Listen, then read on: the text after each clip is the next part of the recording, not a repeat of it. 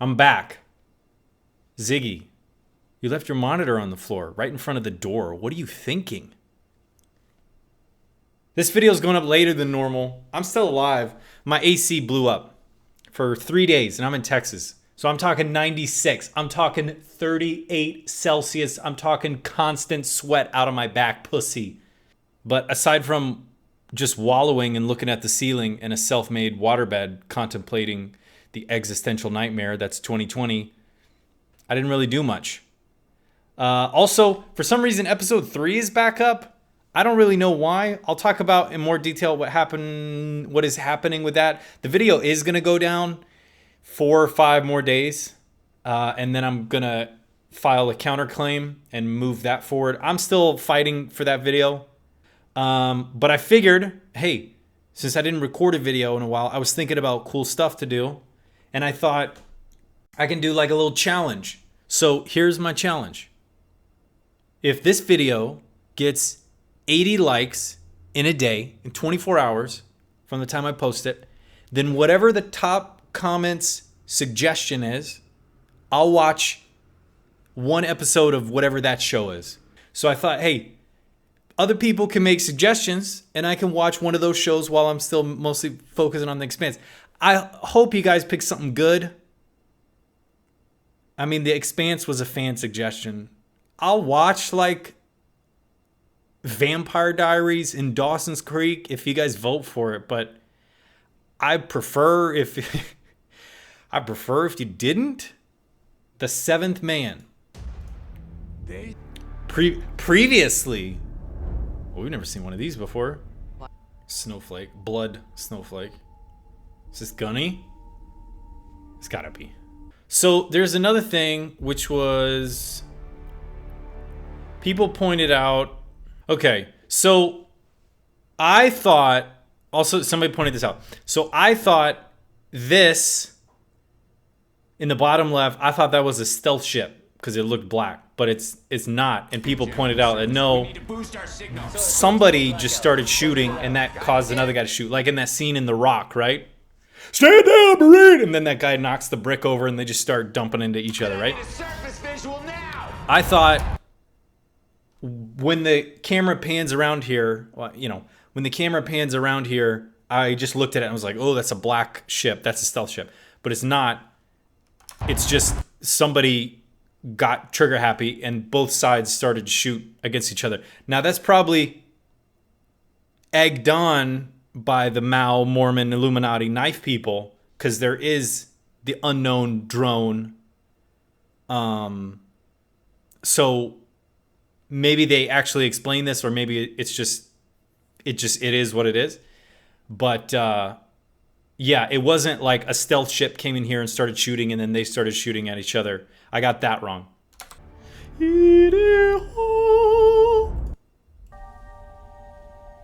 That's pretty sick. Dude, this whole shot is pretty sick. So we did see that flash at the end of the last episode, and then we cut to Gunny, and she's kind of just here. And this is like after everything. So the zombie in the drone marked her, pinged her, it like shined a light on her, or the zombie did something to her, and then they left. It was what I'm gathering from this, is the time period is different, but she's still there.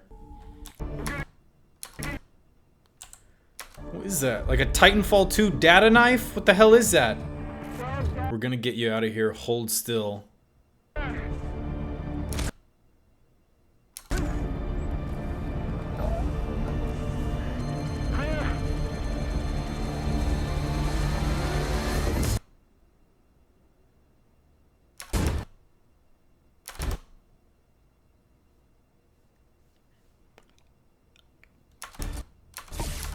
It looks like she's not.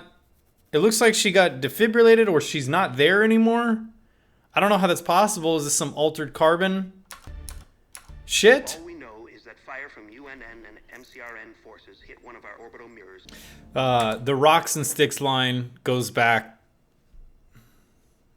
Throwing sticks. I don't know when that was. Episode 4 or something when they're on the rooftop, I think. Ever run for office? All personnel, please report. Refugee ships waiting to... This dude's like... It's very subtle, but you can look at his face. You can tell this dude's like really, really distressed. 3 and 7. All personnel, please report. Refugee ships waiting to... This guy really cares about... I think that's really nice. It's super subtle. If you just watched it, you probably wouldn't notice it. But I think that guy does a really good job of selling Fred Johnson, and you can see how he has become who he has become. The way that he is that Dawes? I think that is Dawes. You can see how he's become the leader and how he left the UN because he cares so much. At least that's what I got out of that. The shaking and the kind of like the sweating and stuff. Good to see you again, Satara. Satara. It'll be good to see you again. So he's coming to her or she's coming to him.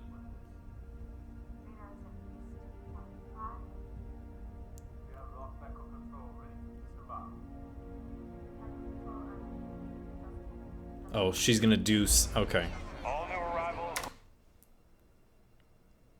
I feel like she's gonna do something behind his back with the way that shot was framed. Above him, behind him. And I like that. You have the crew that saved Eros. And they're just trying to do their part. They're just helping people. Like, they're not better than these people. They're passing out supplies and stuff. I think that's kind of nice. I don't know where Amos is. Anderson Dawes. She likes him. Tribute to him every time, and now he's practically running series. About time a belter was. I don't think I really did explain what just happened there, but that's pretty nice. Belters versus Earth. It's like a clear divide. The way they look at Dawes, the way they look at Tycho. I think that's pretty nice. I mean, it's pretty obvious. You can just listen to it. There's no like real big subtext there. But that's pretty nice. Further building on what happened the last episode too. He just punches the kid in the face. It must be like reminding him of himself or a friend or something. Having some sort of flashback. I'm sorry to be the one to tell you, but no one from your team made it. Yeah, you already knew that. What happened? So fates. All lost with your team. Under the Oh! Gonna... That could have been what they did. Fried it. Right? That would have made sense. It's like blue. I mean, that's kind of the color of electricity and EMPs and stuff like that. It's all right, Gunny.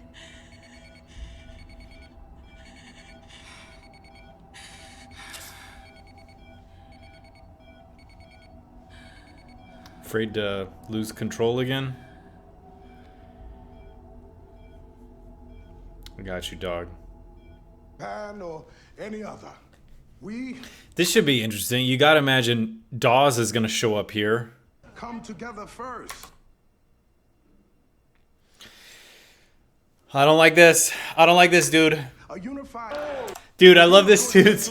I love this dude's mutilation here. I don't know what that is. It's not scar. It's not scarification. It's not a tattoo. Let me turn the subtitles up real quick. I love the skull he just has here.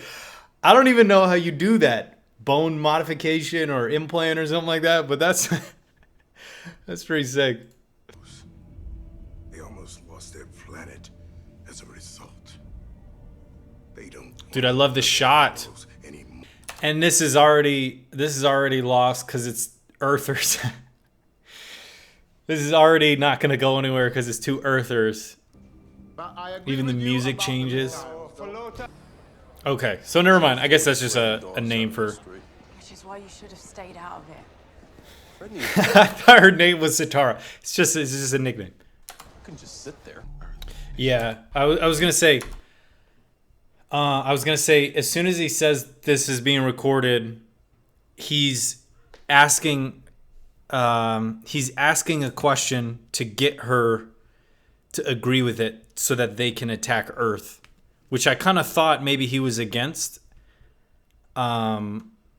When she's saying, soon enough I'll be to Earth, and like I hope to see it soon one day, whatever.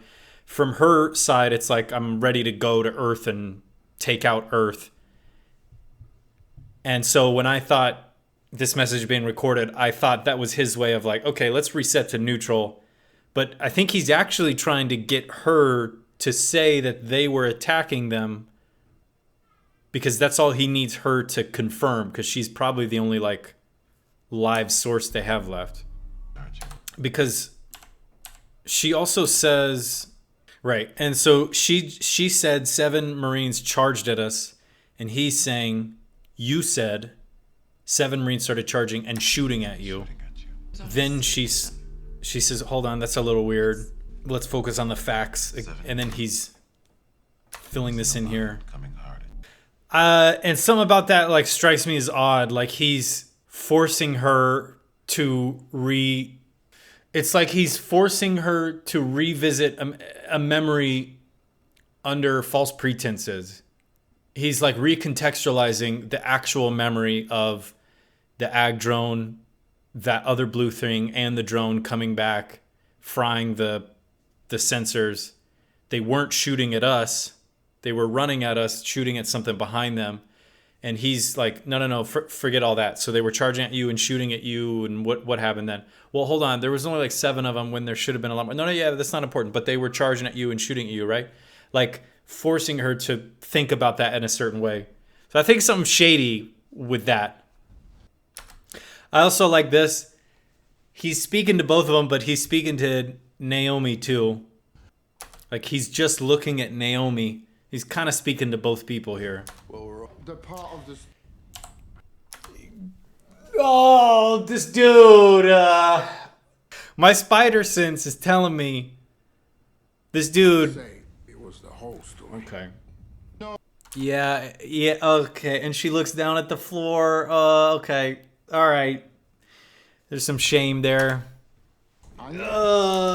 It's like... And I love it because Holden doesn't realize he's not actually talking to him. Like, Holden's not really a part of the conversation. Tilde and umlaut. That's my posture right there. That's me all day. Just like this. Fred Johnson's secret weapon. These two people were banging in the rocks. That's what rock hopping means. Now it all makes sense. Rock hopping. There we go. I'm updating my Tinder profile. That's the monitor I need. Holy shit. That's a big dick monitor. That's a big dick monitor. Linus, give me a review on that ASAP. I think, actually, let me put it on this. Let me put it here. So I like this better. I think that every single person who's a speaking character, is a main character, and all of the factions that are presented are extremely believable. Nothing feels forced. Nothing feels as if nothing feels like the writers wrote something and they're forcing the characters to move in that direction in order to hit a story beat or something. All of this seems really believable. I mean, there's like little minor parts where they have to kind of fudge it a little bit to keep the story moving forward. But for the most part, like 99% of the time, the way the characters approach situations, the feelings they have regarding those situations, the way they interpret new data and process that data through the lens of their past and then move forward with that data, I think is just completely in line with each of their individual upbringings and their past experiences. And then also like the faction that they're from. I'm using faction like Earth and the Belt and Mars. And even though they don't really focus too much on Amos and Alex in the political stuff, on that table scene where they're saying, I think we should give it to the Martians, I think we should blow it up, and Amos really doesn't have a strong opinion either way. I think that's well done and well supported. And I think the conflict of Miller shooting the scientist and having the two Earthers not really get it. I mean, I empathized with them because I was thinking exactly what they were thinking of, like, well, this guy's kind of making sense. Having Naomi and Holden represent those two ideals, having their relationship come to odds, having Dawes and Fred Johnson, having Holden and Fred Johnson, and like all of the conversations here, I just think are really believable to me. And, you know, maybe other people are like, no, this is bad or something, but it's possible. But to me, in the way that I'm reading into the story and gathering stuff, it feels like everything is really believable. The characters are real characters. And I think that's worth praising. I might have already said that, but one of the issues I had with Alter Carbon was like the characters stopped being believable as they did more and more egregious things that weren't in line with who they were, what their values were, and how they interacted with the world, in my opinion. And as the show progressed, they became more and more like these warped versions of who they started out being. When the show started out, they were taking from a book, right? Just like The Expanse. And then as it moved in different directions, they started adding new things and changing it, which is not bad. As long as it's done well, you can change from the source material. That's not the point I'm trying to make. But in my opinion, the changes they made weren't up to the same level of quality as the original source material. And again, the point I'm making isn't that you can't change the source material. It's just I didn't think it was as good. But because it wasn't written as good, they had to keep, like, it had repercussions just down the line of the characters doing stuff they really had no business doing, or being in places they weren't supposed to be, or feeling things they shouldn't have felt because they already like did something different in the past, whatever. And it took me as the viewer like more and more out of it. But this one routinely, I feel as if everything is like a 10 out of 10 in terms of the writing and in terms of the acting to deliver those lines very believably. And even though you might feel fatigued of like, oh my God, they just keep fighting like they can never catch a break. If you like pause and think about it, it makes sense. A new character, Dawes, would come into the mix and like further drive a wedge between Holden and Naomi, who already had a wedge just from them two looking at the death of that scientist that Miller shot like differently, right? That was a wedge that only grew and grew and grew and grew. And then Dawes comes in and like explodes it even more. And even though you can maybe feel fatigued of like, oh, something always is happening here, it feels like a natural progression and a build-up based on who those characters are. Yeah, the conversation with Amos and the scientist, which at the time there's really nothing to add. I just want to talk about it now because I really enjoyed that, him and his humanity and fighting with that, and especially the way the camera was blurring one of them out and they're on different sides of the screen. I think is really nice. The conflict between Naomi and Holden, the way the shot of the way the whole scene is handled with Dawes coming up the ladder, looking at Naomi, talking to Naomi, but Holden thinking he's the one being talked to in the conversation. Like a lot of this stuff is just so well done. The blocking of the actors, the framing of the shots, the writing and the acting to deliver it, like it's really well done, and it makes the world really believable. Diogo, he's dying in this episode. I know it. One of those missiles is gonna hit him. Yeah. And I don't know where this conversation is going, but if he can twist Diogo, because Diogo is like the new voice, right? I mean, at least they showed him there as preaching, like, you know, I'm the future, whatever. If he can get Diogo on his side and Diogo can talk to the masses as well. Like, you know, we know he tried to kill Miller, right? We as the viewer know what really happened, but oh, he already knows he messed up. Not smart enough to hang with the big boys here. Not smart enough to hang with the big boys here. He just realized. He just realized they're like, oh shit. Oh shit. You checkmated me. That's what time comes from them. Time it takes the Earth to spin on its axis. Dude, I didn't even think about that. But that makes so much sense. I mean, you would presume. Oh, I don't know. I mean, even on the one planet, we don't even use the same system. I mean, the calendar we do, but like units and stuff, no. But who's to say the Belt and Mars use a calendar and have the same day-night cycle? Like, why would they? That makes total sense. I love how this guy just gets right up in the personal space. That's big dick. Thank you, sir. If that represents like, Did oh, you say we... Remember most about Earth, Gunny.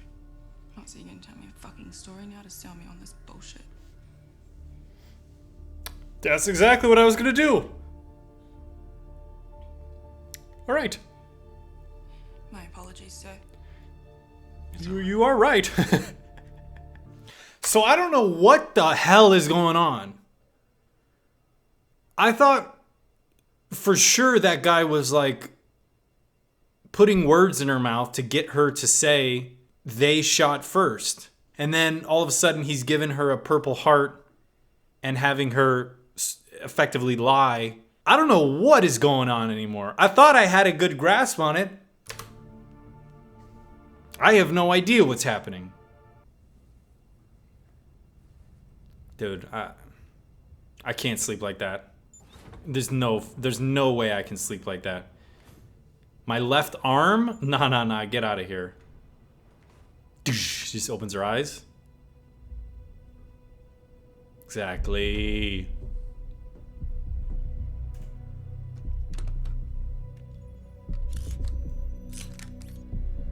Gun cocking?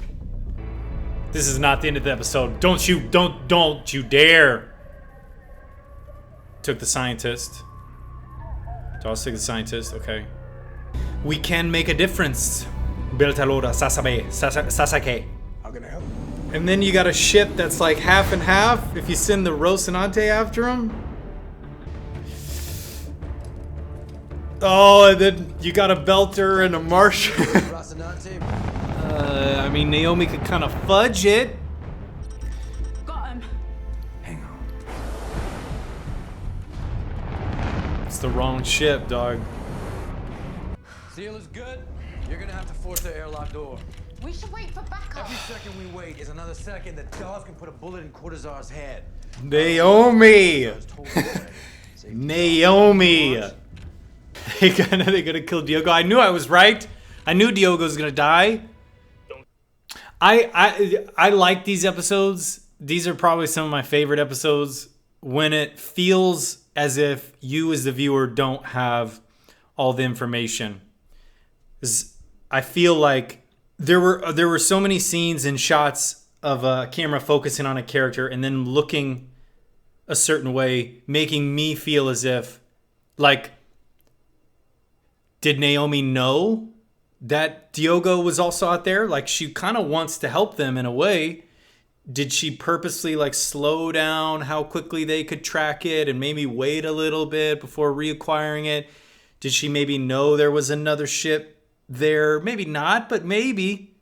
And you're not 100% sure. I mean, you can make the argument like either way. It's more likely like she didn't know about it, but that she kind of was slow playing it a little bit. But there were a lot of scenes like that. Drummer at the very beginning when Dawes is like, it'll be good to see you again. And her looking a certain way at Fred Johnson.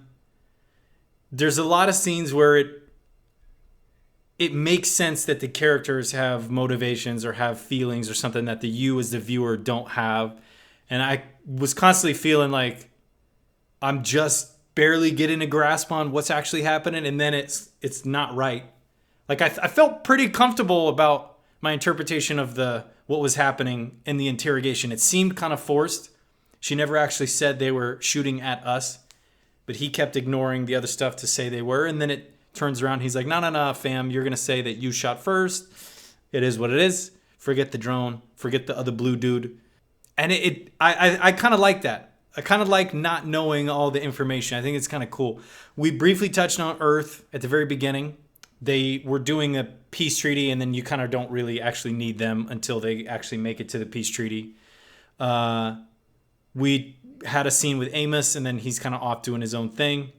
And everybody's implicated in a way. You have to imagine Drummer told Dawes a little bit. Diogo told Dawes a little bit. Naomi, kind of let on a little bit more. Even in that conversation, Dawes was probably able to look at her and be like, okay, all right, I know you guys got something. I'm not paying attention to Holden. I'm just looking at you, and I think you're telling me exactly what I needed to know. Everybody's like a little implicated and dirty, which is kind of nice, but yeah, that's it.